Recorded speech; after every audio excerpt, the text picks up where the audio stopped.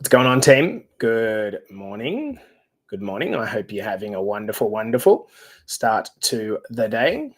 Okay, so we are going live against our across our Facebook groups, and we are starting an episode of the podcast in 2 minutes. So hopefully we don't have any technical issues this morning.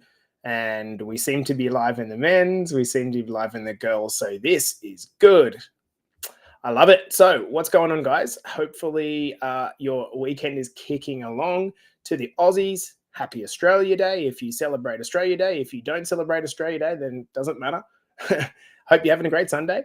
We're going to kick off this episode in 2 minutes. So this episode is going to be nice and calm, and I'm going to talk through something that's really been inspired by one of the comments that one of the girls in our group has just made. And I love the comment so much, and I want to talk about it here and hopefully give you guys a little bit of inspiration. And to the ones that are struggling a little bit, hopefully this calls to you. So if you're coming into this one live, guys, we're going to start this in 1 minute. Get down into the comments. Let us know you're here with a hashtag live. If you're not live and you're watching on replay, super stoked to have you as well. Make sure you hashtag replay in the comments. Let us know that you're here. Hello, JC boy. How are you, legend? I hope you've been out and enjoyed your Sunday morning, pal. Hopefully nice and sunny. I've just got back from another ski session, actually. So Cordia and I had a very romantic start to the weekend. Put the kids in lessons, and then went and did another board session. So nice doing it with your partner, right? We're like, fuck, this is what it's like to have a date. Hey Trace, what's going on? Hey Lozzie, I hope you're good, girlfriend. Guys, we're going to start this in 30 seconds and just tuck into it. So grab your coffee. Hopefully I can just talk to something that maybe hits you here. Whether you're live or whether you're watching on replay, we're good. Hello, Jace. How are you, my boy? Such a legend, Jace. I love you, brother. There's 3 Jaces watching on live, and I love that. So I'm going to bring Instagram in, guys, and then we're going to kick off. Hello, Levi. How are you, legend? You've been a bit quiet, mate. Let's get you back into the posting, brother. I want to see you in here over the course of the next week, mate. And of course, on the coaching call. All right, guys. Well, let's get stuck into this. We're going to do the normal countdown, and we're good to go. So do it.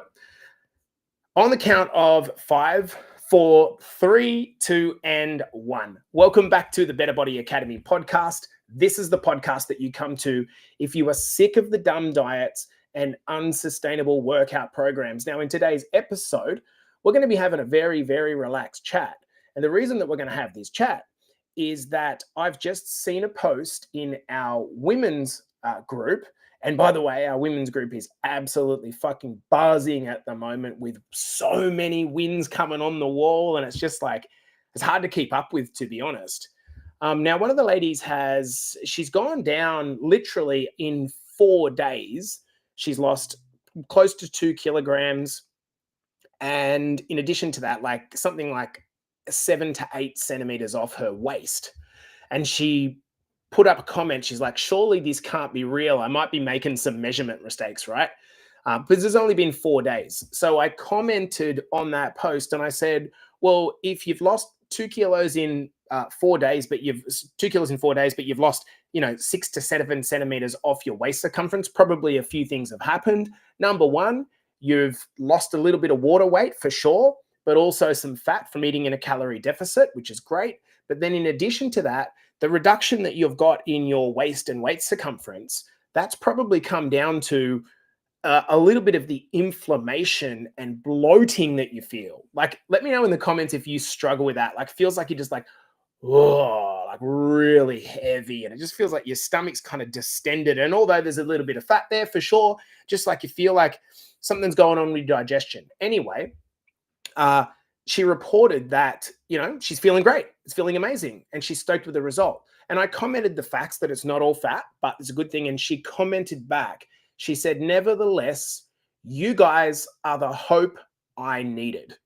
Okay. You guys are the hope I needed. And I want to talk a little bit about that comment because I think that firstly, Jesus Christ, I know what it feels like to try to get to a point where you're actually going to get stuck into a transformation and try to lose some weight, it's really hard. It's really hard to transform things in your life, right? You're busy, you've got multiple responsibilities, everything's calling for your attention, and you didn't get overweight or out of shape because you wanted to. It happened because you were busy and you couldn't keep all the balls in the air at one time, right?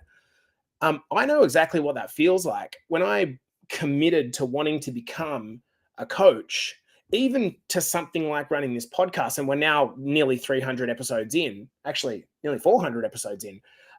It's just like it's scary at the start, and you don't believe in yourself. In fact, I was trying to be a coach for 6 years. 6 years. People would ask me, "What do you do?" And I said, "Oh, I'm a fitness coach and I'm a nutrition coach." And 6 years of flogging yourself to try to do something, and it's just not working. And what ends up happening is you get stuck, you get desperate, you're at wit's end, you feel like you're a failure, you're an embarrassment, you have a bunch of guilt and shame. And so for you guys, I think it's exactly the same. When you're trying to change your body, you look in the mirror, you feel like you've lost all hope, right? I'm just a mom or I'm just a dad, and there's no way I can turn this around. When I think of some of my greatest clients, I remember Jason Eyes. I don't know if you're still watching, man, but I remember you being in the most helpless, hopeless state when we first met, where it was like, I've tried everything and nothing works. So trust me, you are not alone in thinking like that. And today I want to talk about how you can turn it around. This podcast matters because hope and self belief are things that we don't really talk about. We talk about calories, we talk about workouts and steps, but we don't really talk about the fact that if you've got no hope and no self belief, you're not going to follow through on anything, because why would you do something if you don't really think that it's going to work? Or you're so what's called, you've got such learned helplessness. Learned helplessness means that you've learnt to believe that everything is your fault and you're just built wrong. There's just something fundamentally wrong with you. You are helpless to being able to change. And a lot of people that come to Better Body Academy, they are at that point where they're just like, I'm so helpless that I just need someone to tell me what to do, because after this, I'm going to give up. So if any of that resonates, like, I get it. Like, and then they start telling them stories like, I'm just going to be happy and overweight. I don't know if the two have anything to do with each other. I don't know if you need to choose between being happy or a good weight. That's a learned, would you agree? That's a learned helplessness that's happened over time.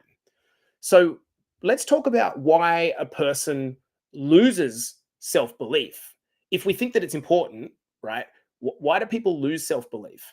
Well, because years of bad habits and repeated failing attempts,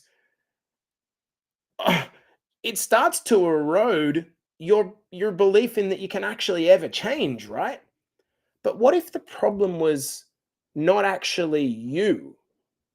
And I see this, if I look as a coach and look at what people are doing to try to lose weight, I think to myself, I feel so sorry that you are getting burnt out and overwhelmed in this process. And it's not your lack of effort or your lack of trying. You're just doing the wrong things. And I know that because as a coach, that's what I was doing. I was doing the wrong things to try to build my mission, to try to get momentum. As soon as I started doing the right things started to change. So why else do we lose self-belief? Well, life throws a fucking lot at us, right? We've got kids and work pressures. And what I know about really loving parents is they tend to put themselves last. And that's an example of doing the wrong thing. If you want to be the best parent possible, you need to be selfish and put yourself first for 2 or 3 hours a week. and watch how your parenting and your entire outlook to life changes. So what happens is over time, that failure cycle eats away at your confidence and your self-belief. You start to fear failure, and then you get sucked into this fucking comparison game. Who knows that like way too well, right? The comparison game. Instead, I know this way too well. What I used to do is look at successful coaches and I say, "Oh yeah, but they're probably doing this and they're probably like paying for this and paying for that and there's no way that's real." And it ended up taking my attention off myself. I was comparing to something or someone on my social media feed, and it was destroying my own fucking self belief, number one. And two, it was taking me away from actually doing the next thing that I needed to work on. I didn't need to work on paid ads. I needed to work on how do I post on Instagram and have a conversation with someone.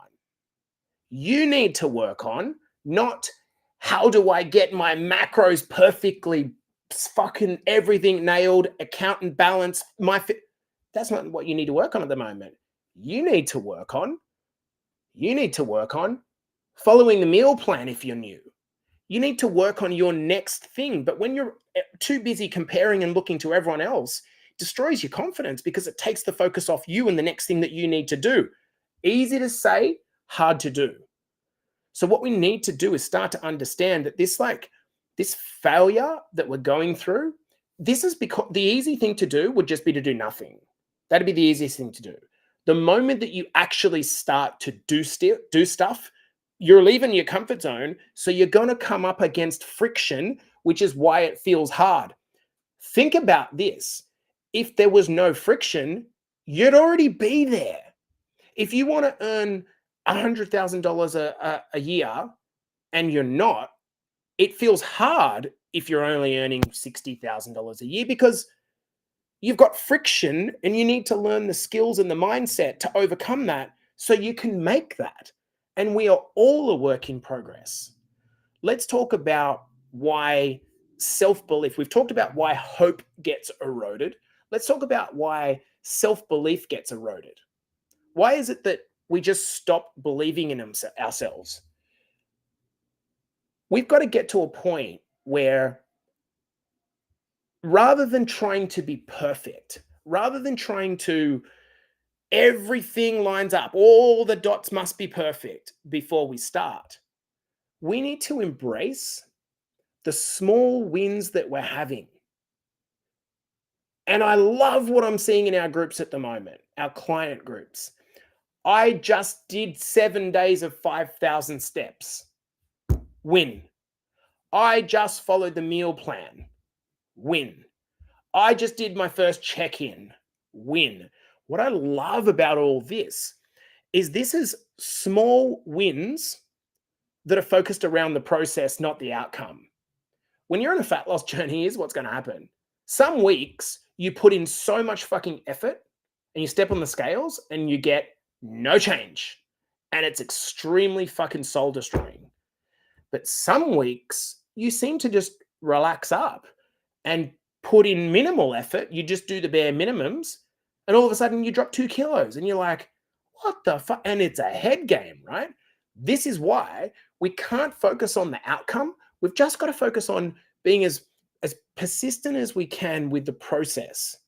We've got to learn that support and accountability is as important as the process. If you're watching on Instagram and you're not in our academy and you're trying to motivate yourself every day, like, yeah, you want to be self-made, I get it. But fuck me, it's hard. There's a reason that I pay my mentor, $30,000 a year. That's a lot of money. I'd prefer to have that money in my bank account. But if I don't do that, I have no leverage over myself. Number one, I'm literally in this office every day trying to motivate myself. I'm reliant on self-motivation. If you've got something that you're trying to overcome and and you're trying to do it all by yourself because you want to be proud or you want to save yourself some cash, good luck. You won't pay in money. You'll pay in time. Because that's what I did. I paid in time. I paid 6 fucking years of my 42 years of life. I paid 6 years wasting time trying to figure out how these coaches were becoming successful. The moment I went to my coach and got a blueprint, I didn't just like sign up. I lent into the fucking process. I lent into the community. And when you surround yourself with the right people, this fucking changes everything. I'm going to guess. Now, I haven't looked at the comments on our Facebook group as I'm running this, but I'm going to guess there's women there that know that feel like this just feels easy. Tim McIntyre, are you still watching live? This just feels easier than normal. Why have I struggled for so long with this? But all of a sudden, this feels a bit easy. I'll tell you why. Because we're taking the pressure off this need to lose 10 kilos by next week. And instead, we're approaching this with how do I change my lifestyle? And how do I do it?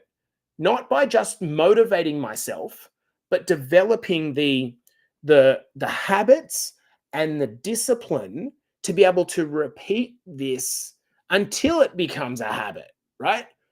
When you wake up in the morning and you look in our Facebook group and you see 100 other men and women that are already doing the thing, you get swept up in. Everyone knows the phrase, you become the product of the people that you hang around with. Here's the thing about phrases and cliches, guys. They don't become phrases and cliches because one person thought about it once. They become phrases and cliches because people just realized the same thing to be true and then repeated that thing fucking into existence. If you're trying to lone wolf it, right, you won't pay in money. You'll pay in time because you'll waste a bunch of time in trying to figure it out yourself. Does this make sense?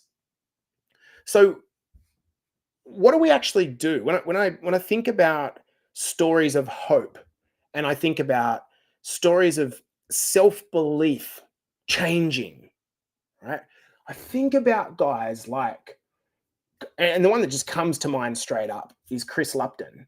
This guy was nearing on 200 kilos when he started with us. He tried fucking everything. He tried everything. Nothing was working. And as a consequence, he started self-sabotaging. In other words, he would drink and drug himself because of the fact that he couldn't keep it up. He was just overwhelmed. The moment that he committed to playing a lifestyle game instead of a fucking quick fat loss game, he's 65 kilograms down within a year. 65 kilograms, times that by 2.2, that's 130 pounds down in a year. And now he's training for 10-kilometer runs, half marathons. Can you imagine where he's at 200 kilos? Can you imagine where his level of self-belief and hope would have been when he started? Can you imagine? And this is key. You do not need to believe 100% in yourself to start.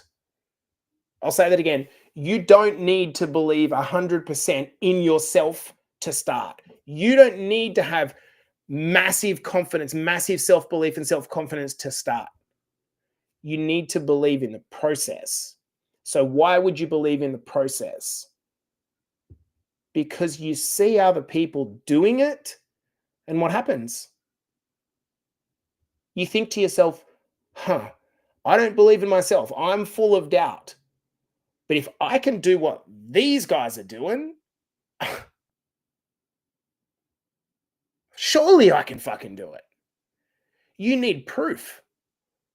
And so what we need to do at the start is start to help you to see yourself in a new light. I need you to stop being so self-condemning. When you get in the mirror and you say the things that you say to yourself, if you heard your kid speaking like that to another kid, you'd fucking click their ears and say, You never speak like that to another person, yet you're doing it to yourself. You're criticizing yourself with these words that are fucking soul destroying and wondering why there's no change. We got to shift the identity. This is what when we talk about it's got to come from within, this is what we mean. You can't just hit yourself into submission and lose weight. It doesn't work like that. You've got to, even if you don't believe in yourself, you've got to trust the plan and the process that your coaches have given you. You need to lean in and be vulnerable to that process. Oh, I don't want to post in the Facebook group. It's out of my nature. I'm not usually like that. Fucking do it. You're paying us to tell you what works. And I'm telling you, being accountable works. It starts to shift your identity into someone that says, you know what? I don't care about how I feel. How I feel is irrelevant. How I feel is going to change day to day. Some days I'm going to be super happy. Some days I'm going to be totally unmotivated, just like I am. Totally fucking unmotivated some days.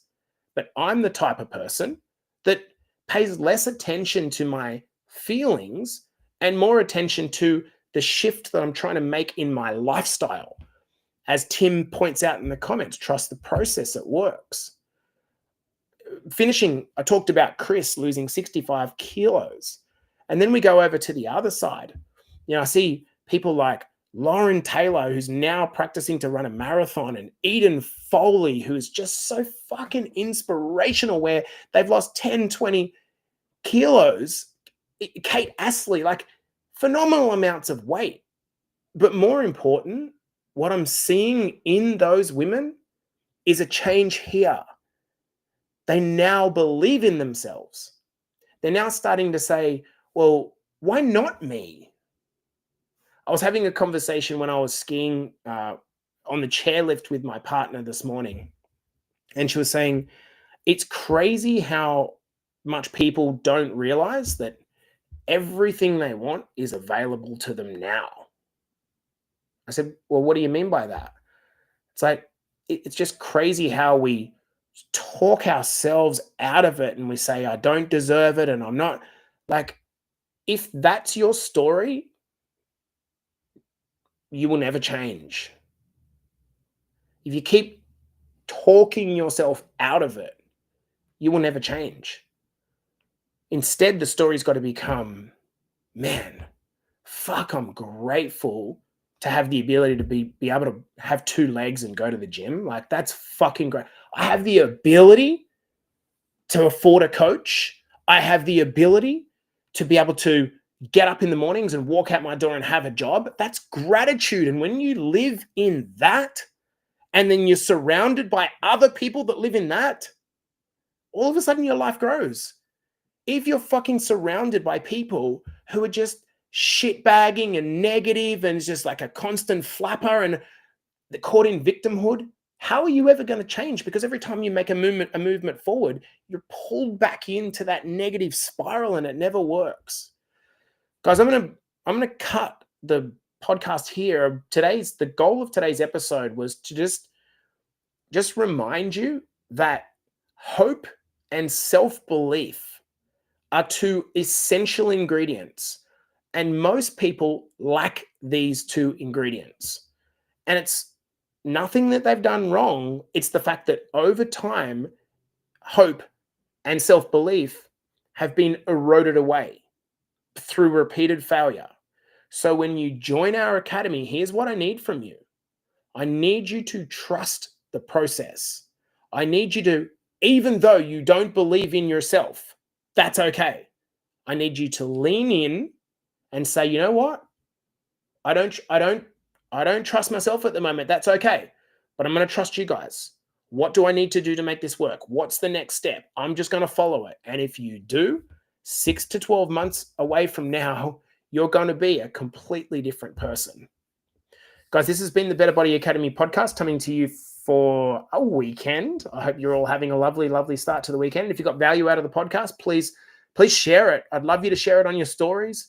Or if you feel it warrants it, jump over to Apple or Spotify and give the podcast a review. I'll see you guys in the next episode. Okay, team. I'm going to finish it off there. If anyone's got any comments or questions, please ask them. I just hope that, you know, this podcast is just a little bit of a reminder that, you know, man, like it doesn't have to be this transformation thing. It doesn't have to be a grind. Fuck, this sucks. It doesn't have to be like that. It's you leaning into the process. Like just lean in, just get a bit vulnerable. If you keep doing what you've always done, you'll keep getting what you've always gotten. If you want something different, let's fucking change it.